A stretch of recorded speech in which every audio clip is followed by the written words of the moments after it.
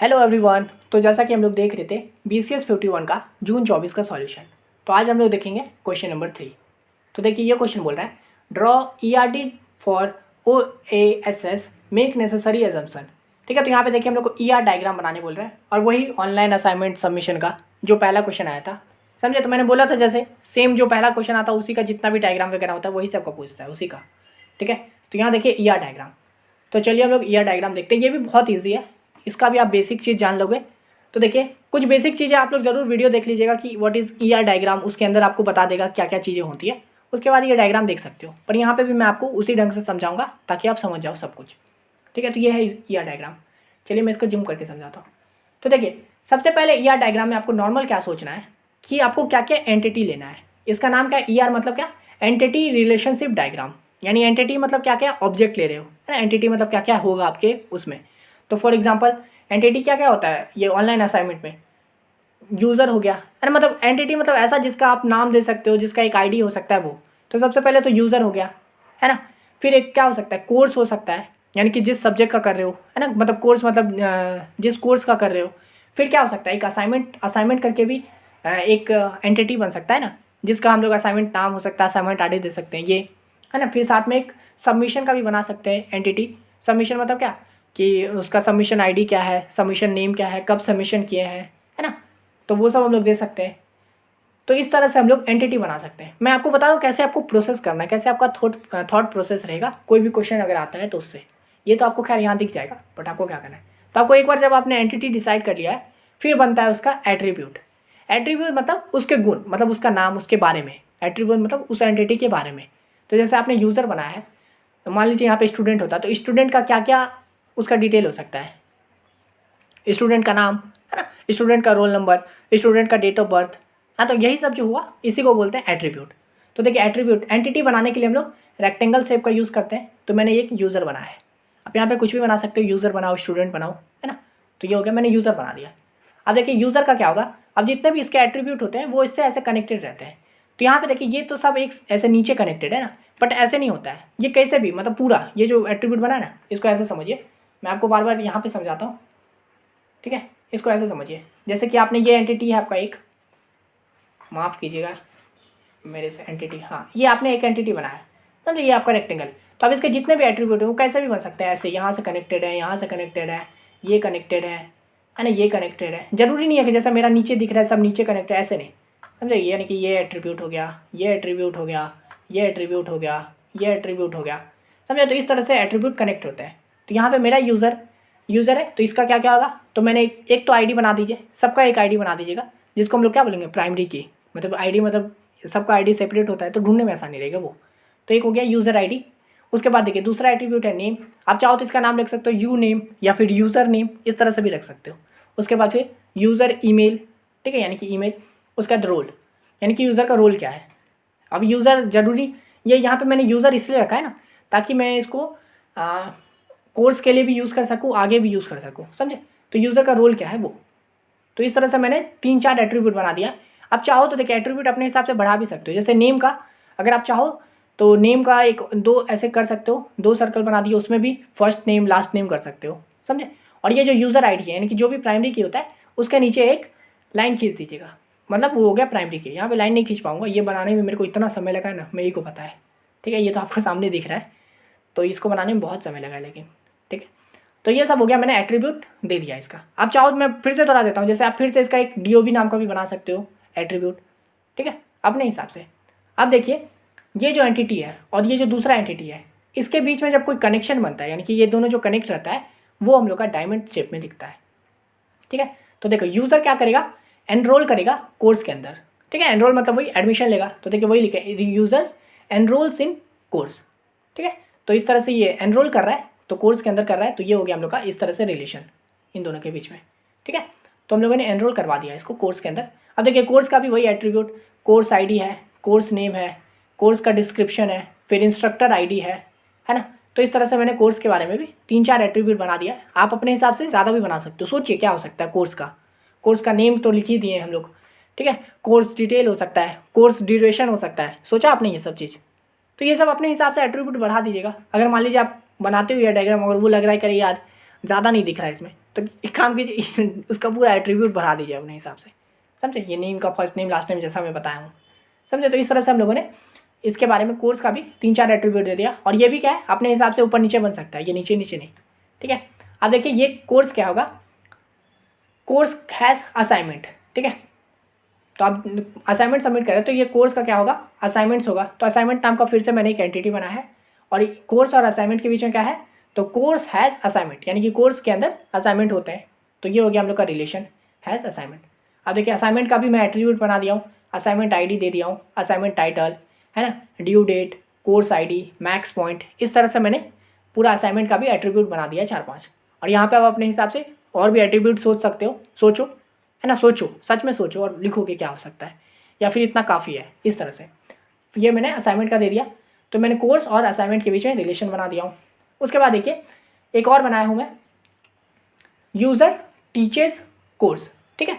तो यहाँ पे इसलिए मैंने यूज़र नाम लिया था, स्टूडेंट इसलिए नहीं लिया था ना, क्योंकि यूज़र देखिए एनरोल भी कर रहा है कोर्स के अंदर, और यूज़र जो है वो टीच भी कर रहा है कोर्स को, यानी कि यूज़र क्या हो सकता है, स्टूडेंट भी हो सकता है और टीचर भी हो सकती है, ठीक है। इसलिए नाम मैंने यूज़र रखा है। रोल भी इसलिए रखा था ताकि इससे पता चल जाएगा अच्छा ये स्टूडेंट है और ये टीचर है। तो यानी कि यूज़र टीचेस कोर्स, यानी कि ये यूज़र क्या करता है, पढ़ाता है कोर्स को।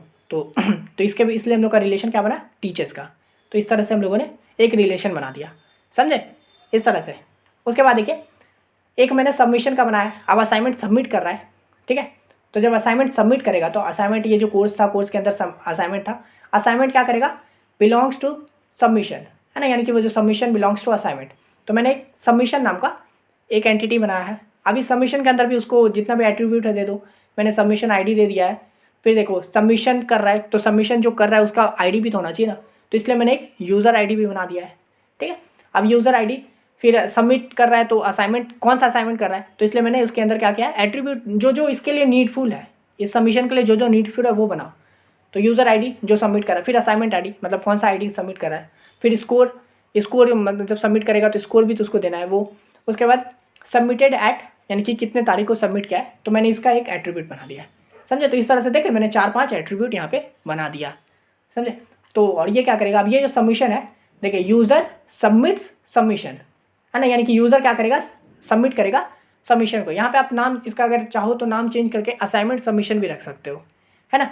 तो क्या करेगा, यूज़र सबमिट सबमिशन, यानी कि यूज़र और सबमिशन के बीच में क्या रिलेशन है, तो सबमिट कर रहा है, यूज़र असाइनमेंट को सबमिट कर रहा है, और सबमिट क्या कर रहा है, तो वही नाम दो, असाइनमेंट आईडी दो, वो सब। अब ये जो सबमिशन है, ये किसका सबमिशन है, असाइनमेंट का सबमिशन है, तो इसलिए इनका असाइनमेंट मतलब सबमिशन बिलोंग्स टू असाइनमेंट, समझे। तो इन दोनों के बीच में क्या रिलेशन बना, बिलोंग्स टू असाइनमेंट, ठीक है। और असाइनमेंट का नाम तो दे ही चुके हैं। अब देखिए सबमिट किया असाइनमेंट उसने, अब चाहो तो इतना बना के रोक सकते हो, इतना लिख देना आपने 4, देखिए 1 2 3 3 4, ऐसा आपने 4 एट्रीब्यूट बना दिया उन सबका, ये सब भी मतलब 4 एंटिटी बना दिया, उन सबका एट्रीब्यूट दे दिया, इतना बना दिया, इसका भी आपको मार्क्स मिलेगा, समझे। ये सब, और ये भी जो AR डायग्राम है ये भी आप टोटली स्टूडेंट बेस्ड है, अलग अलग स्टूडेंट का अलग अलग AR डायग्राम बन सकता है, इतना बना दिया। लेकिन मैंने क्या किया, एक और बना दिया है एंटिटी, समझे। एंटिटी मतलब क्या है, वो फीडबैक नाम का, फीडबैक एंटिटी मतलब क्या, फीडबैक का क्या क्या हो सकता है, फीडबैक का भी हम लोग नाम दे सकते हैं ना, फीडबैक का डिस्क्रिप्शन दे सकते हैं। तो इसलिए मैंने एक एंटिटी बनाया फीडबैक नाम का। तो फीडबैक का मैंने आईडी दे दिया है, फिर सबमिशन आईडी दे दिया है। अब देखिए सबमिशन जो मतलब असाइनमेंट सबमिट करेगा उसी का फीडबैक मिलेगा ना, और वो सबमिट क्या कर रहा है, सबमिशन में। तो मैंने सबमिशन आईडी को भी ले लिया है इसमें, तब ना मेरे को पता चलेगा अच्छा इसका है। और उसके बाद फिर फीडबैक टेक्स्ट या फिर फीडबैक डिस्क्रिप्शन लिख सकते हो, है। तो फीडबैक टेक्स्ट में आएगा जो भी फीडबैक मिल रहा है वो। तो मैंने इसका भी 3 एट्रीब्यूट बना दिया है, ठीक है। तो और ये इसका क्या संबंध है, तो फीडबैक का संबंध है और किसी के साथ नहीं है। असाइनमेंट देखो, सबमिशन प्रोवाइड्स फीडबैक, ठीक है, यानी कि सबमिशन क्या करेगा, प्रोवाइड करेगा फीडबैक को। अगर आप चाहते तो यहाँ पे एक और यूज़र बना देते, यानी कि सर टीचर नाम का, है ना। यहाँ पे अगर आप चाहते तो ये जो यूज़र है इसको ही हटा देते, इसको स्टूडेंट कर देते, एक और एंटिटी बना देते, क्या बोलते हैं, फैकल्टी सर, है ना, या फिर फैकल्टी नाम का, या फिर एडमिन नाम का, ठीक है। तो वो बना देते हो, फिर उसका एडमिन का सर नेम या फिर एडमिन नेम, एडमिन आईडी, ये और फिर वो क्या करता, कोर्स को पढ़ाता, है ना, और फिर वही क्या करता, हम लोगों को फीडबैक भी प्रोवाइड करके देता। तो अपने हिसाब से देख रहे हैं, सोच सकते हो। अच्छा अभी आपने ये देख लिया, ये हो गया हम लोग का सब कुछ पूरा कंप्लीट। आप देखिए इसको बनाने का क्या है, तो जैसा कि यहाँ पे दिख रहा है ये सब हम लोग का नीचे कनेक्टेड है, मतलब ये जो एंटिटी हम लोग एट्रीब्यूट यहाँ जो दिख रहा है, इसकी वजह से हम लोग इसको यहाँ से कनेक्ट नहीं कर पाए हैं। ये यूज़र्स इनरोल्स इन कोर्स यहाँ नहीं कर पाए, लेकिन आप लोग ज़रूर कर सकते हो ना। आप ऐसे क्या करोगे, यूज़र यहाँ इसका सारा जितना भी एट्रीब्यूट यहाँ दोगे, नेम ये इस तरह से, और फिर क्या करोगे, चलिए विजुलाइज कीजिए। इनरोल जो है उसको आपने यहाँ बना दिया, इनरोल्स इन, यहाँ पे कोर्स दे दिया आप, ठीक है। अब यहाँ पे कोर्स का नेम, आईडी वगैरह वगैरह ये सब दे दोगे। उसके बाद ये यूज़र टीचर्स यहीं से कनेक्ट कर दोगे। फिर ये जो इतना दूर है सबमिट को क्या करोगे, यहीं से सामने लाके यहाँ से सबमिट कर दोगे, ठीक है। वर्बली यहाँ पे जरूरी नहीं है नीचे होना चाहिए, हॉरिजॉन्टल वर्टिकल भी हो सकता है सबमिट। फिर यहाँ पे आपने सबमिशन से कलेक्ट कर दिया, सबमिशन एंटिटी यहाँ बनाया। फिर यहाँ पे सबमिशन का जितना भी डिटेल है वो दे दिया, एट्रीब्यूट ये सब, है ना। उसके बाद सबमिशन क्या है, बिलोंग्स टू है असाइनमेंट, तो फिर आपने नीचे से एक असाइनमेंट बिलोंग्स टू कर दिया और यहाँ पे एक असाइनमेंट बना दिया, है ना। सब विजुलाइज कर रहे हो ना, जैसे मैं यहाँ पे ये दिखा रहा हूँ आपको। फिर यहाँ पे आपने असाइनमेंट का जितना भी डिटेल है, एट्रीब्यूट वगैरह वो दे दिया। अब देखिए सबमिशन यहाँ बनाया था, आपने सबमिशन के एक और लाइन खींच के प्रोवाइड्स नाम का रिलेशन बनाया और यहाँ पे एक फीडबैक बना दिया, और फीडबैक के इधर आपने सारा उसका एट्रीब्यूट का नाम दे दिया। तो इस तरह से आपको बनाना है। पेज का आपको ध्यान रखना है ना, इतना बड़ा थोड़ी बनने का आपका, तो आपको लेंथ विड्थ का ध्यान रखना है। ये ऊपर नीचे इसको भी जिगजैग करके बना सकते हो, समझे। ये इनरोल ऐसे करके सीधा बना सकते हो, ठीक है। ऐसे आप अगर एग्जाम्पल लेना है तो वैसे आप लोग समझ ही गए होंगे। आप अगर चाहो तो इन दोनों के बीच में ऐसे रिलेशन भी बना सकते हो, समझे। इस तरह से आपका दो असाइनमेंट के बीच में, मतलब दो ये बन जाएगा एंटिटी के बीच में। ये इसका सारा डिटेल मतलब एट्रीब्यूट, ये इसका सारा एट्रीब्यूट, समझे। उसके बाद आपने यहाँ से एक और बना दिया एंटिटी, समझे। इस तरह से आपको पूरा काम कर सकते हो। तो आशा करते हैं मतलब एकदम बढ़िया से समझ में आ गया होगा। ये हालांकि 10-11 मिनट में मैं आपको समझा दिया हूँ, लेकिन इसको बनाने में मुझे बहुत टाइम लगा है, ठीक है, बहुत ज़्यादा।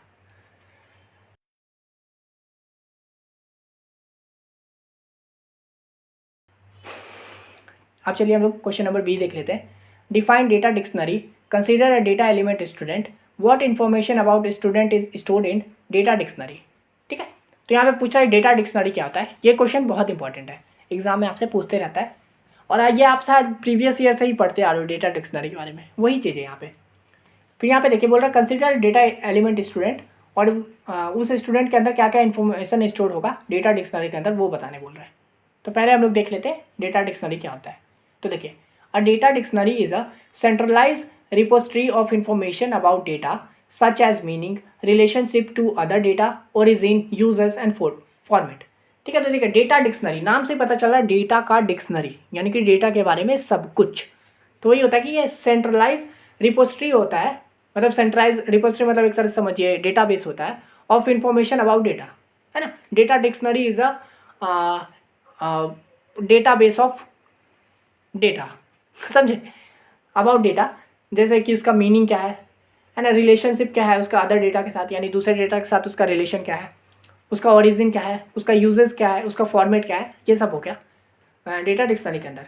It serve as a reference guide for both database designer and users, providing detailed description and definition of other elements, ensuring consistency and clarity with a database और इंफॉर्मेशन सिस्टम, ठीक है।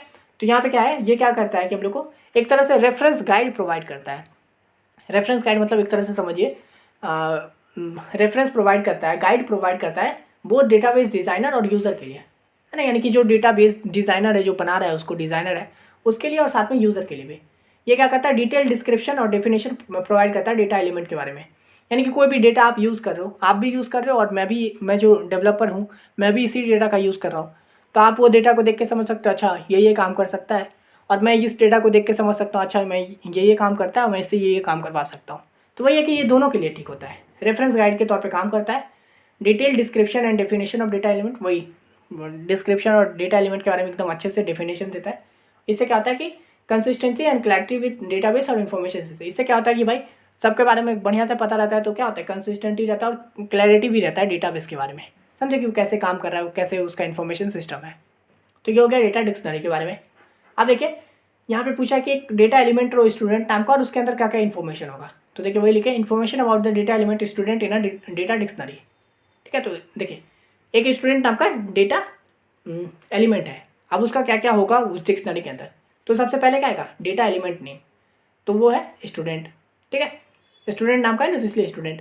उसका description, information about a student enroll in a institution, तो description में क्या होगा, वही student का कि डिटेल होगा कि अच्छा उसने कब, नॉर्मल सोचिए ना, किस उसने कब एडमिशन लिया इस यूनिवर्सिटी के अंदर, तो वही लिखे information about a student enroll in the institution, ठीक है, उसने कब ये एडमिशन लिया वो सब। अब और क्या होगा, तो डेटा टाइप होगा, यानी कि ये जो डेटा है वो किस टाइप का है, तो ये देखिए the type of data that elements hold, तो यानी कि ये जो डेटा मतलब स्टूडेंट है इसके अंदर कौन कौन सा एलिमेंट है और उसका क्या डेटा टाइप है। तो इसका एग्जांपल समझिए, integer for ID, string for names and email address और डेटा फॉर बर्थ डेट, मतलब डेट फॉर बर्थ डेट। तो यानी कि यही डेटा टाइप, यानी स्टूडेंट के अंदर क्या क्या होता है, स्टूडेंट का क्या होगा, नाम होगा, है ना, एड्रेस होगा, ईमेल एड्रेस होगा, डेट ऑफ बर्थ होगा, तो वही है कि डेटा टाइप बताना है। आईडी का क्या होगा, स्टूडेंट आईडी, आईडी क्या होता है, इंटीजर होता है, तो वही डेटा टाइप उसका क्या होगा, इंटीजर। फिर नेम्स क्या होता है, स्ट्रिंग होता है, तो वही स्ट्रिंग फॉर नेम्स और ईमेल एड्रेस भी होगा स्ट्रिंग। उसके बाद क्या है, डेट फॉर बर्थ डेट, यानी कि बर्थ डेट हम लोग का कैसे होता है, तो डेट फॉर्मेट में होता है, तो वही उसका डेट टाइप रहेगा, डेटा टाइप, समझे, तो वो हो गया डेटा टाइप। उसके बाद क्या आएगा, एट्रीब्यूट्स।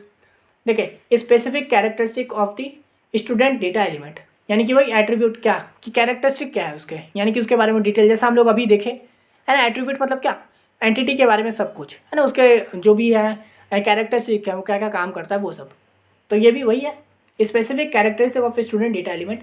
तो इसका क्या होगा, एग्जांपल के तौर पे देखो, स्टूडेंट आईडी, तो ये क्या होगा, unique identifier for each student जो होगा, वही यानी कि जैसे यहाँ पे नॉर्मल समझिए, ये जो स्टूडेंट, इसको स्टूडेंट, तो इसके अंदर आप क्या क्या एट्रीब्यूट बनाओगे, name, ID, roll number, date of birth, email address, तो वही चीज़ है यहाँ पे।